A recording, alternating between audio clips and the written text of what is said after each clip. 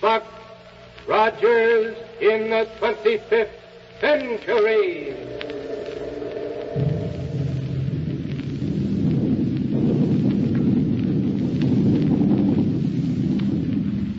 Buck Rogers is back on the air. Buck and Wilma and all their fascinating friends and mysterious enemies in the super scientific 25th century. This program is brought to you by the makers of Popsicle, Fudgicle, and Creamsicle, those delicious frozen confections on a stick. Now I have a swell surprise for you. The famous winner of the typical American boy contest has now become Popsicle Pete. And here's a message from him. Hello, everybody. I sure am glad to meet you. And boy, am I glad I was picked to be the typical American boy. Because now I'm Popsicle Pete. I always wanted to be on the radio, and now I have a chance to tell you about some wonderful presents you can get free. Gee, you ought to see them. Hundreds of them. You get them just for saving bags from nifty Popsicle, Fudgicle, and Creamsicle. Some gifts, even better than Christmas. You can get a wristwatch, a movie camera, table tennis, a wallet, a doll. Gee, lots of gifts. Just save the bags from Popsicle, Creamsicle, and Fudgicle on a handy stick. Boy, did they taste good. Wholesome, too, and nourishing. Made fresh every day of the finest ingredients. The biggest 5 cents worth anywhere. And say, kids, get the free illustrated Popsicle gift list at your ice cream store. A free coupon comes with it, worth 10 bags. And now for Buck Rogers and his thrilling adventures 500 years in the future. As you probably know, Buck was born right here in our own times, in this 20th century. And the story of how he got started on his amazing adventures so far in the future is mighty interesting. But instead of telling you about it, let's turn the dial that'll project us ahead in time and find out all about it that way. Now, the capital of 25th century America is Niagara. There it is that Dr. Hewer, the great scientist, has his marvelous laboratory. In one room of it, he's working on a strange-looking device that sends a peculiar greenish light down onto a human figure lying on a table before him. Shall we join him there? Okay, then, here we go. 500 years into the future.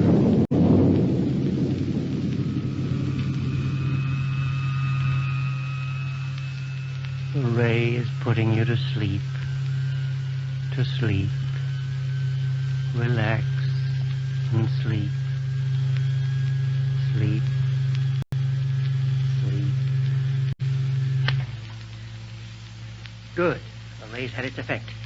Now I can go ahead. Yes, come in. Oh, hello, Wilma. Hello, Dr. Hewer. My, why don't you have more light in here? Coming in from outside, I can hardly see a thing in this spooky greenish glow. Part of a little experiment I'm conducting. Oh. But tell me, have you seen anything of Black Barney here in Niagara? Why, no. Hasn't given up his job of Prime Minister on Mars, has he? Oh, no. But one of his Martian rocket ship factories has worked out a new control device for me. I rather hoped he'd get here with it today. Oh. Meantime, I've made ready for a final test of this little invention here. Like to stay and see it? I'd love to, Doctor, and you know it, but I just dropped in to find out if you'd seen any sign of... Oh. What's the matter? Doctor, what's happened to him? Eh? Is he all right? Doctor! I see. What's happened to him? Why is he lying here on this table? Don't worry, Wilma. Don't worry. Doctor, what are you... He has offered to be the subject of my test. That's all. But then, Well, why he's is he... simply lying here, comfortably asleep, under the influence of my electro-hypnotic ray. Oh, I was afraid something had happened to him. Not a thing.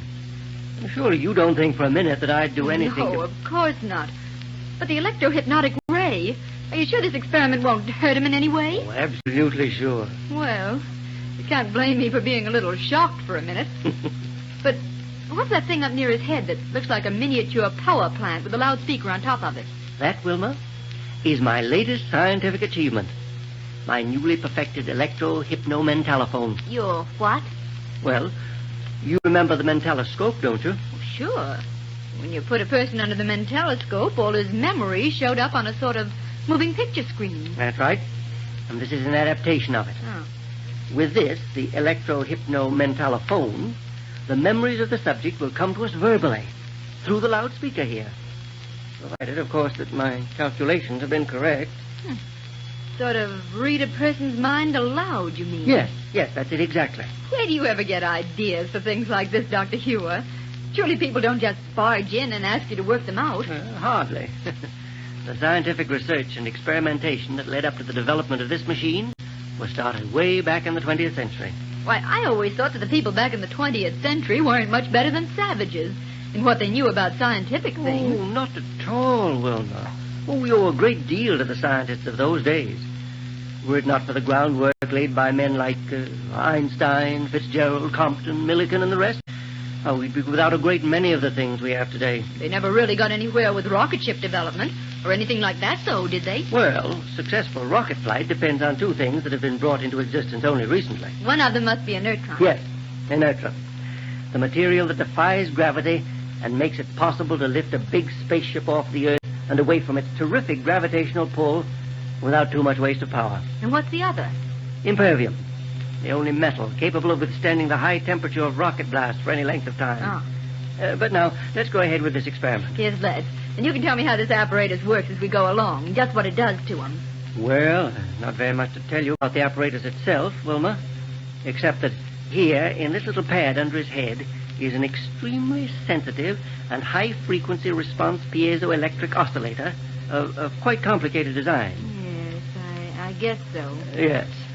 And I've succeeded in tuning it to receive the minute electronic impulses that emanate from its brain Yeah.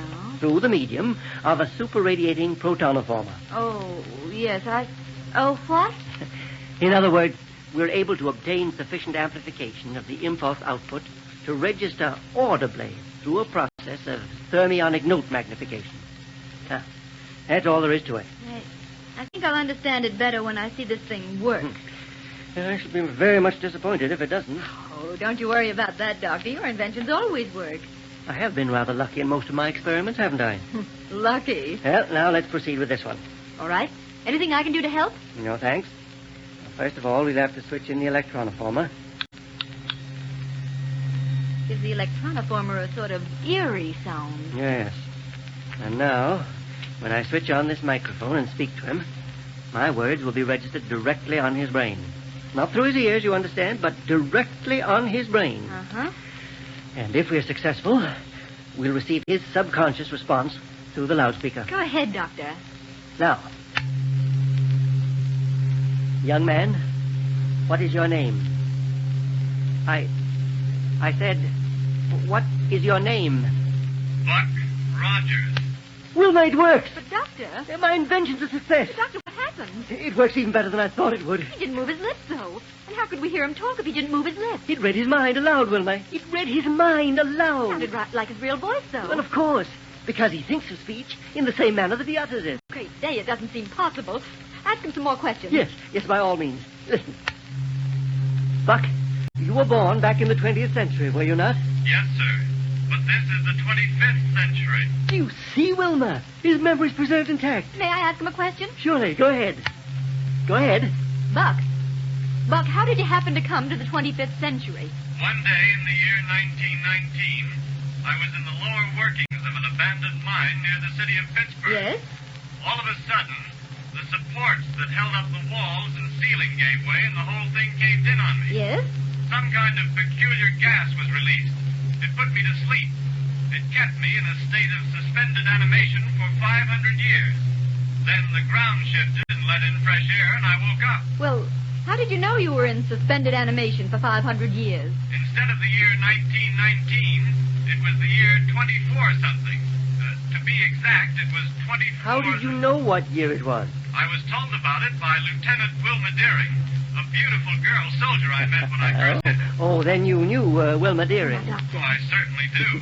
She's the finest and bravest girl who ever lived. Yeah. Why, Wilma... Buck Rogers, Yes? did you find anything new and different when you first came into the 25th century? Oh, a great deal, thanks to Dr. Hewer, Dr. Hewer? the greatest scientist who ever lived. What's this? Nowhere in the universe is there a scientist who's done so much good for humanity or done anything that can even begin to Wait. compare with. Wait a minute, Buck. Yes? Just forget Dr. Hewer and go on with what you were saying. But he's the man who invented the first rocket ship that took us to the moon. And it was that trip that proved the practicability of interplanetary flight. Practicability of interplanetary flight. Nothing wrong with this machine, Doctor. Where else have you gone by rocket ship, Buck? First to Mars, where we helped King Analdo put down an invasion by the Martian Tiger Men. Yes. Then to Saturn and the Saturnian moons, Venus, Jupiter, and even far-off Pluto. planet did you find most interesting? Well, that's hard to say. Jupiter has the biggest field for exploration simply because it's so much larger than the rest of the planets. Very true. Do you expect to do any more rocketing around through outer space? Well, there's nothing else I'd rather do, sir. Well, Wilma, do you like my little contraption? Oh, it's wonderful, Doctor. I told you it would work. Well, is there anything else you'd like to ask, Buck, before I turn off this green ray? Let's wake him up and see if he remembers anything that happened during the experiment. All right. Go ahead. All right. Come on, Buck. Wake up. Huh? I say, wake up. You've been asleep. Sleep? Uh-huh. Oh, hello, Wilma. Hello. Hey, where'd you come from? What are you doing here? I've just been let in on the test of Dr. Hewer's Electro-hypno-mentalophone. Yeah. Oh, doggone it. Instead of helping you with your test, I fell asleep. Say, I'm awfully sorry, Doctor. Sorry? Oh, yes, sir. I was going to But, help Buck, you. I put you to sleep with this machine. Oh, really? That's right. Oh, I guess that's one on me, then. How'd it work? Even better than I expected. Oh, good. Oh, it was marvelous, Buck. You told us your whole life history without even opening your mouth. Hey, now, wait a minute. It's all right, Buck. You didn't say a single thing you shouldn't have. Oh, thank goodness for that. Let's put Wilma under it. Oh, no, you don't. Oh, you have to do something for excitement around here. Come on, Wilma. Oh, you're never satisfied unless there's something exciting going on, are you, Buck? Oh, it's not as bad as all that, Doctor, but things have been sort of slow around here lately. And Wait until we start making tests of the new type of gyrocosmic relativator I've just devised. a new one. Isn't that the equipment on a rocket ship that makes it possible to take off without much loss of time for pickup? That's right. And without the usual physical effects of too quick acceleration. It removes from your ship the normal effects of weight and inertia and momentum and the like. Well, how have you improved the relativator, Doctor? Buck, if this new instrument does what I hope it will, there'll be practically no limit to the speed of a rocket ship immediately upon taking off. Good night. Imagine getting into the control cabin, opening the power lever, and going a couple of 1,000 miles an hour just like that. That's exactly what we'll be able to do, Wilma. Boy, that hardly seems possible, does it? But when can we test it out, Doctor? Have you already got it installed on a rocket ship? No, Buck. As a matter of fact, I don't even have it yet. Huh? Oh, it's been made up all right. The one we'll use for the test, but it isn't right here yet. I don't understand, Doctor. Well, yes, sir. Can't we get it here? The sooner we can get it and start trying it out, the sooner we can break the monotony of just sitting around here doing... Wait, Buck. Listen. Oh, yes, Doctor. I hear it, too. Well, yeah. Hear it? Yes, sir. But what under the sun is it? Look here, out of the window. Look, heavens, Wilma! And it's coming right down this way! Wilma!